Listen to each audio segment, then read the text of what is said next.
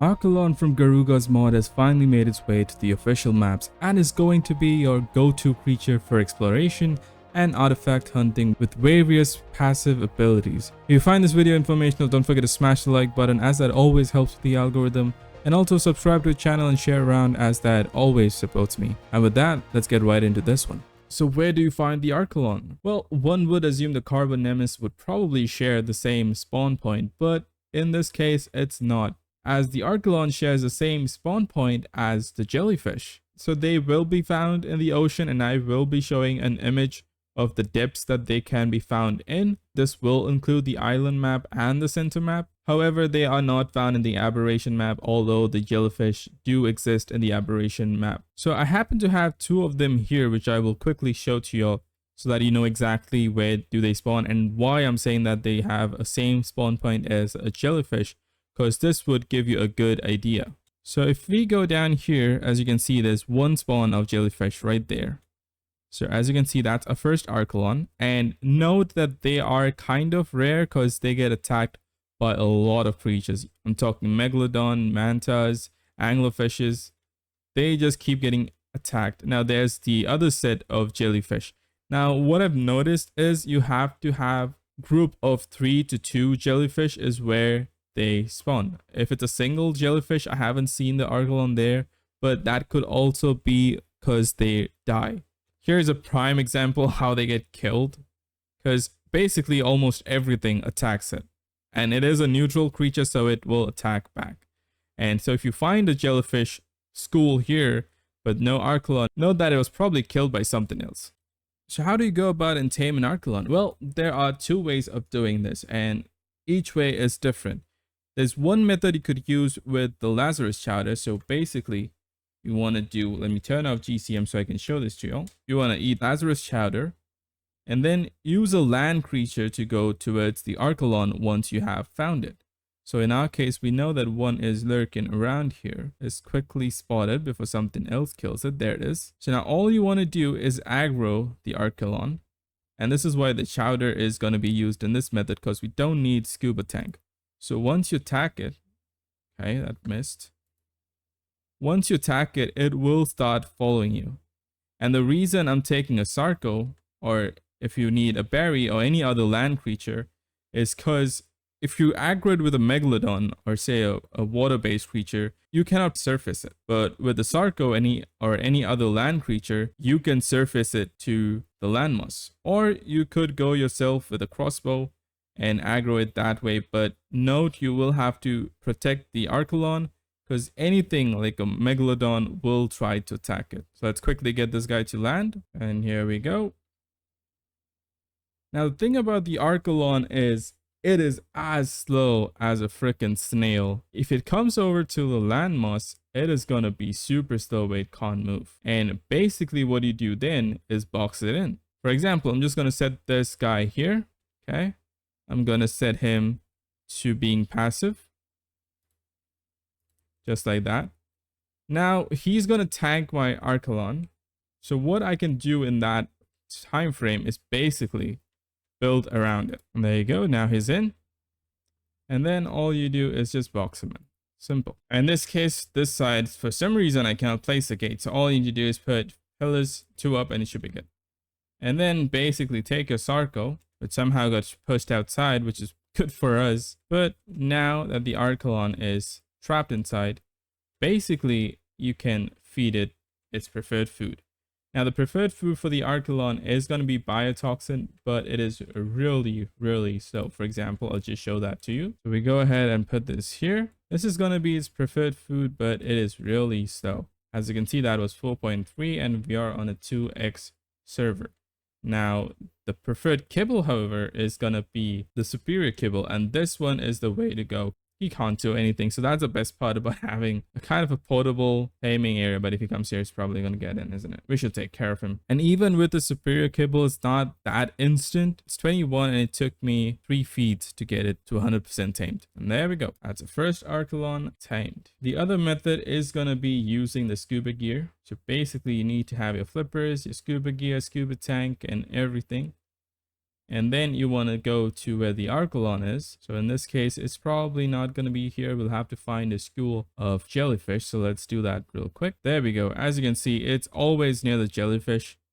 This should be proof enough. And here we have another Archelon. Now, if you're going to do it in the ocean, you want to clear everything that is here. You could use a crossbow on the Sarco, or if you want, you could use a harpoon launcher, and that way clear out the jellyfish or any megalodons in the area, because you need to keep the Archelon relatively safe. And the process of taming is again simple. All you want to do is find the Archelon. They are not aggressive and they're the easiest to tame. So all you want to do, have your kibble in your last slot and feed it. That's it. There's nothing much to it. It's basically just using the kibble and taming it. There we go. One more feed should be enough. So even a level 3 takes 3 kibble. And there we go. That's pretty much it of how you can tame an Archelon. Very simple. So you have gone ahead and tamed your Archelon, and now you will need a saddle. Now surprisingly, the Archelon saddle unlocks quite early. So this is going to be an early to mid game saddle, and it's going to be at level 45. And you can craft this in the smithy, requiring only 600 fiber, 200 metal ingots, 850 hide, and 250 wood, which is really reasonable for the amount of things the saddle can do. And we will get to that in a bit. So once you have your saddle crafted, go ahead and put that bad boy on your Archelon. As for its movement, it's pretty much the slowest on land. It's as slow as an Arcathena, but once it gets to the water, it is pretty quick. I would say it's as fast as a wild Megalodon, but it's not that fast that it can outrun a Plesiosaur, because a Plesiosaur can pretty much catch up to it. But apart from that, let's get on to the movement side, because this thing is crazy good. It can spin 360 on a dime, it can dive down, and if you noticed, the animation is smooth for a turtle. It's like literally flying a flyer in the ocean, because if you're going up, it's like straight up. If you noticed about the Shastasaur, the Carbonemus, they have an animation where it shows the belly. It's like this. But with the Archelon, the movement is so good. And it's kudos to Garuga. I don't know what he has done, but even panning around, the camera moves so smoothly. It's amazing. So now let me just clear the fog a little bit. This is only for the purpose of video, and I wanted to show you that it has a major drawback. Now the drawback is going to be with smaller creatures, not that much with a larger creature. So for example, a piranha, an anglerfish, they are going to be hard to kill, because the reason is, like, if you hit a piranha or an anglerfish in this case, if they get behind the turtle, it's really hard to get a hit on them. So let's go ahead and see if we can find those. I forgot the names. If you find the Xiphactinus, I don't know if I butchered that name, but those are the Kryptonite of the Archelon. So let's just quickly find them.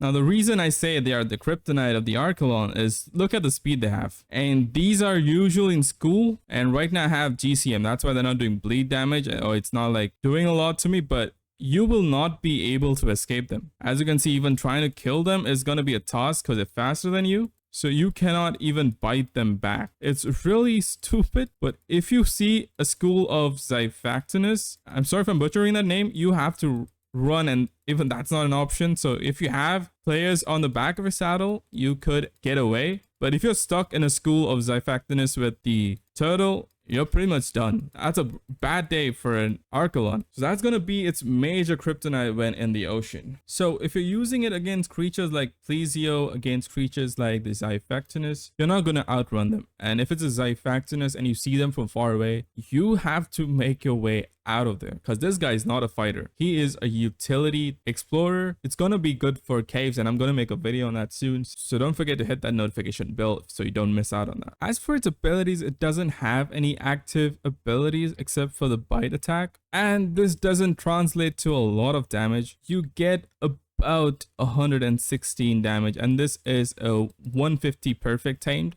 So a 150 perfect tame can get you around 12k health to 14k health, around 4,000 plus stamina. It gets 17,499 food. The weight is going to be 1,700 and up. The melee is going to be 415 and up, and it's not that great.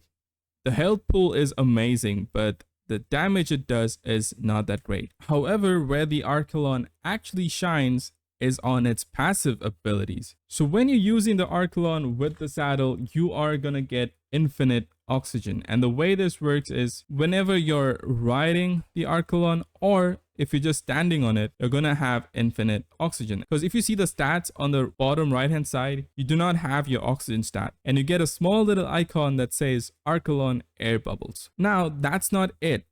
The Archelon also has a small pocket dimension for air bubbles. So if you go close to it, for example, let me drain my oxygen a bit. So now we have 130, 120, 125 oxygen. And let's go close to the Archelon, where you get the Archelon air bubbles. And as you saw, our oxygen just completely filled up. Now, this doesn't happen with wild Archelons. If you go close to them, they will not give you the Archelon air bubbles buff. So if you're trying to use the wild Archelons to stay underwater, it's not going to work because they don't do that. And that's not it for the saddle. The Archelon can support up to 5 survivors, that is including you as a rider, and providing each and everyone with the infinite oxygen stat. Also, with its weight being above 1,700 on almost every tame you do, it is way enough to have a fully kitted out survivor on its back and still explore the depths of the ocean. Now that we've covered the saddle, let's go on some more of its passive abilities, shall we? Now the next passive buff is gonna be the jellyfish killer buff. This is going to be similar to the Megatherium insect killer buff. So you're going to do more damage to a jellyfish than any other creature. And once you kill them, you get a buff called the jellyfish killer. And what this buff does is basically the outgoing damage is increased by 150%. So if you're doing 116 damage, you're going to do almost 290 damage with the buff. Also, every damage you're taking is reduced by 25%. Now, it's not going to be a common ability because it's really hard to find jellyfishes unless it's in a cave, but just exploring the depths and trying to use it as a battle mount, it's not going to work. However, the biotoxin that you gain from these jellyfish are going to be the most efficient on any other creature, because you are going to gain a lot of biotoxin from killing jellyfish with the Archelon. Also, a plus point is going to be the Archelon. If you're storing it in the Archelon's inventory, it's going to eat the biotoxin. But that's not a bad thing if you don't want to save it, because eating the biotoxin gives it better regen for health, because it regains similar to feeding prime meat to a carnivore.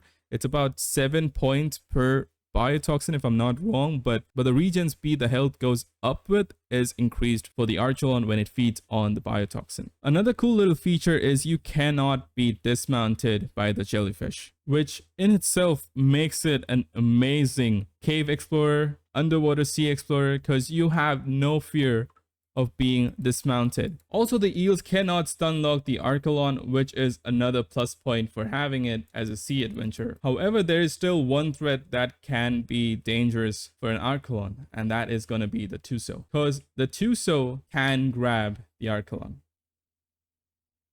as you saw there, and it dismounts you. It could be used to tame a Tuso, but if in a bind you find a Tuso, you're in a situation where it is going to be taking a lot of damage. It can tank it if you're taming it, but getting away from it is going to be a little bit difficult. It can outpace the Tuso if it's running away from it, but as you saw, it can just one-shot me. So it's going to be really sticky situation if you come against the Tuso that you're not going to tame. So keep that in mind. Also, one drawback to note when you're using the Archelon underwater, it doesn't provide any buff for giving you warmth underwater, so you will need to use a scuba gear, at least the pants and the flippers, so you don't freeze to death. But the Archelon by itself doesn't provide any heat source, so keep that in mind. Now, if you have noticed from the time we were using the Archelon, it's been gaining moss on its back, and this is the introduction of algae in the official game. Now, what is the algae? Basically, the algae is what grows on the turtle, and the way you extract it is you hold E and it will say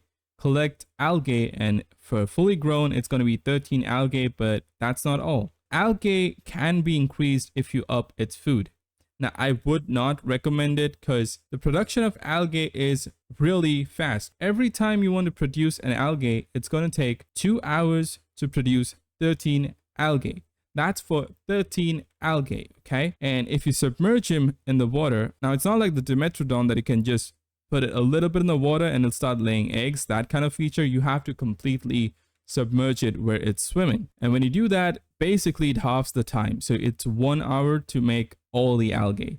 Now I say again, it's for all the algae. And the reason I'm saying that, because one Archelon produces 1 algae every 5 minutes. Now you could pretty much go and tame 10 Archelon, which are really easy to do, low level ones, and put them up in a line, build a pen, and then you can get 10 algae every 5 minutes if they're submerged in the water. If they're on land, it would be 10 minutes per algae. So you shouldn't focus on increasing its food stat. If you get a good food stat, call it a win, but do not increase the food stat because it would be a waste.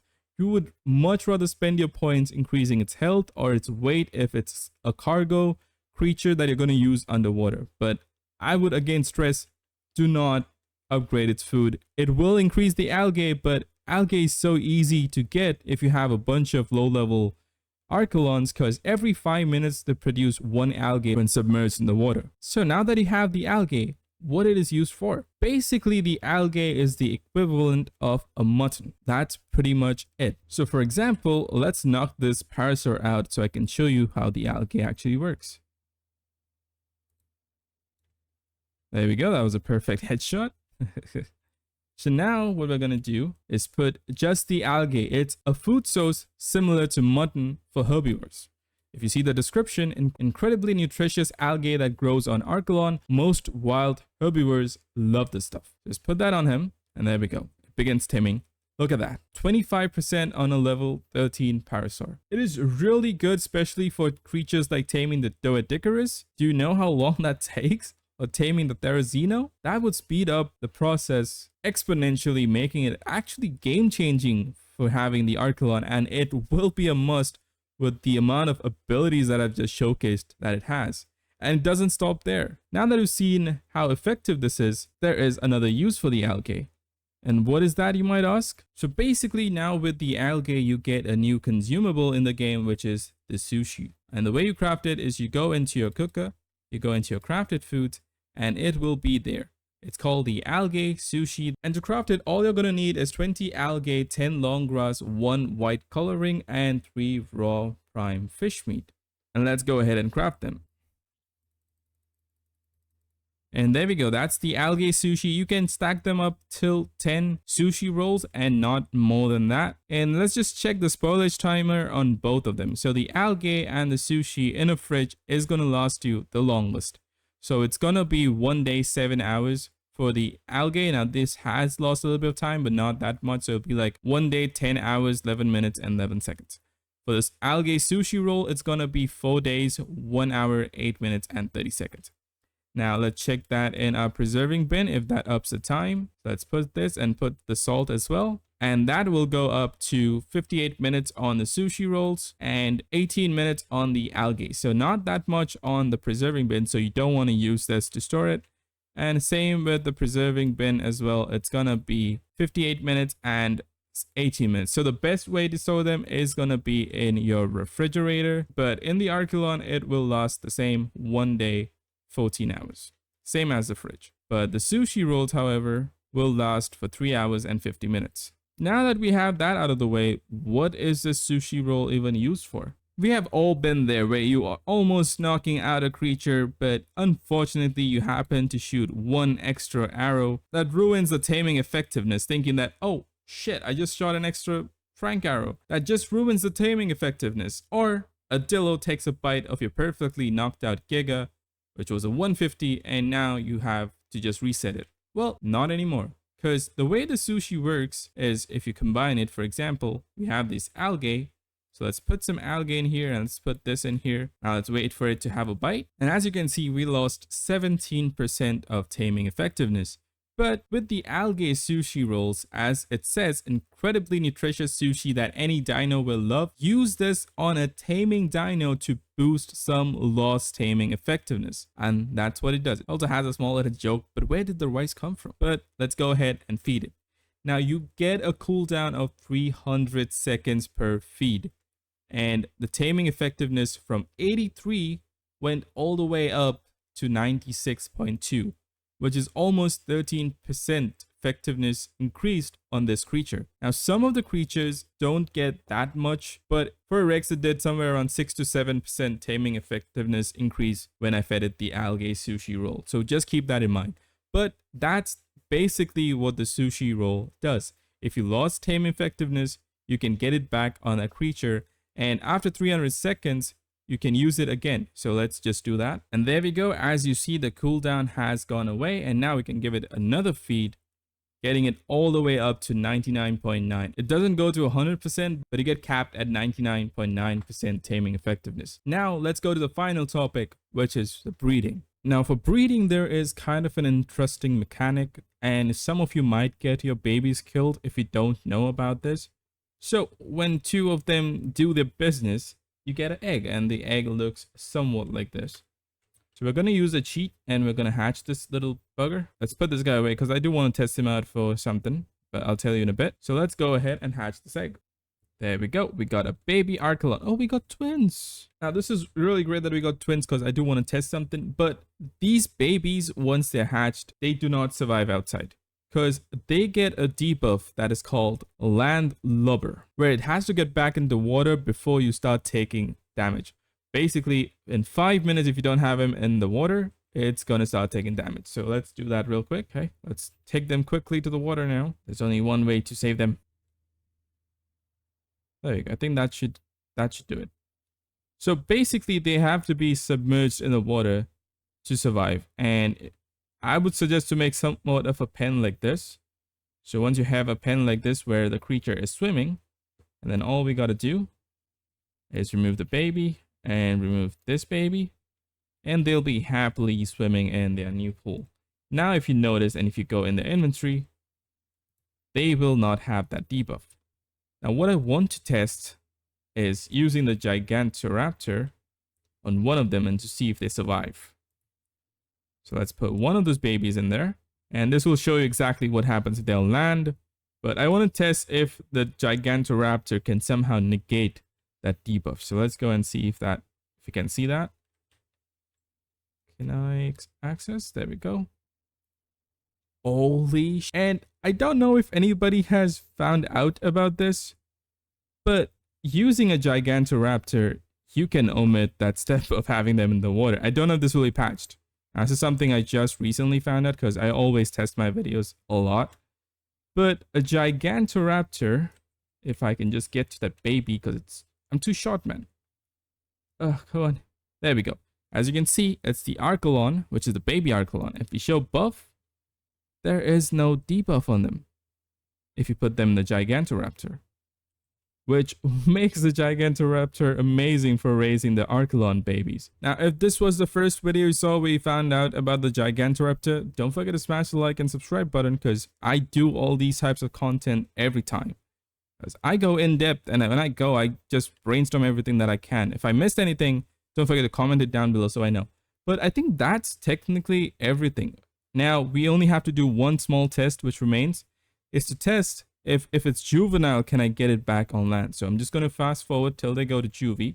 And there we go. Now the baby's juvenile. Let's test if the land lubber debuff goes away once they hit juvenile, or if it still stays. So we'll make it follow on the land. And just to prove my point that the Gigantoraptor can save a baby, that baby is also juvenile, and all this while it was outside the water. It may get patched. Let's be realistic. That may not be implemented, but if it is, that's going to be the way that everybody's going to raise the Archelon. So once it hits juvenile, does the land lubber debuff goes away? Unfortunately, it does not. And even if it hits adolescent, it will still have the land lubber debuff. So if you are raising the Archelon this way, where you have to put it in a pen, you will have to keep it in the pen till it is completely grown, which if you want to do it, you can, or you could follow the trick, which is putting in a Gigantoraptor. And that is pretty much it for the video, guys. I hope you liked the video and found it informational. And if you did, don't forget to smash the like button, as it always helps with the algorithm. And subscribe to the channel and share around, as that always supports me. And I know it took a while to make the video because I just wanted to make sure I covered everything. But if I missed anything, don't forget to highlight that in the comment section so others know, and I can take that feedback and do better in my next one. But with that, I'll survive signing off, and I'll see you on the next one. Till then, peace out.